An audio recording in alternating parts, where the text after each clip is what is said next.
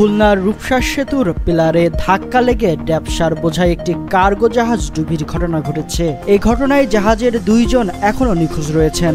রোববার 7 এপ্রিল দুপুরে রূপসা নদীতে এ ঘটনা ঘটে। রূপসা নৌপুলিশ ফাঁড়ির ইনচার্জ ইন্সপেক্টর মোহাম্মদ নুরুল ইসলাম শেখ এ তথ্য নিশ্চিত করেছেন। নিখোঁজ 2 জন হলেন বাবুচি কালাম ও গ্লিজার শাখায়েত।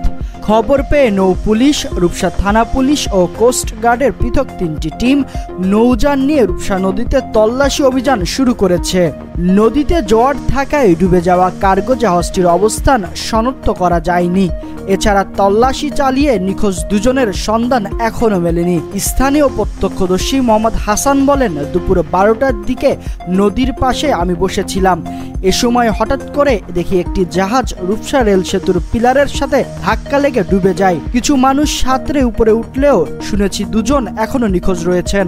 জাহাজের ইঞ্জিনের দায়িত্বে থাকা মোহাম্মদ রাজীব বলেন, ইঞ্জিন হঠাৎ করে বিকল হয়ে যায়, ফলে নিয়ন্ত্রণ হারিয়ে জাহাজটি পিলারের সাথে ধাক্কা লাগে। তাদের 2 জন নিখোঁজ রয়েছেন। TLN-1 কার্গো জাহাজের মাস্টার মোহাম্মদ শহীদুল্লাহ বলেন, নিয়ন্ত্রণ হারিয়ে কার্গো জাহাজটি রেল সেতুর পিলারে ধাক্কা দেয়। এতে দ্রুত কার্গো জাহাজটি ডুবে যায়। কার্গো জাহাজে থাকা 13 জনের মধ্যে 11 জন সাঁতরে তীরে উঠতে সক্ষম হয়।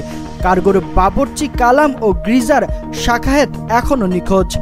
তিনি জানান, কার্গো জাহাজে মোংলা বন্দরের হারবাড়িয়া এলাকা থেকে 1104 টন TSP সার বোঝাই করে তারা নোয়াপাড়ার উদ্দেশ্যে যাচ্ছিলেন।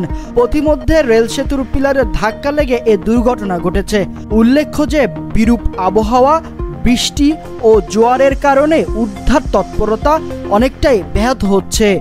আলী আম্মার, প্রহর টেলিভিশন।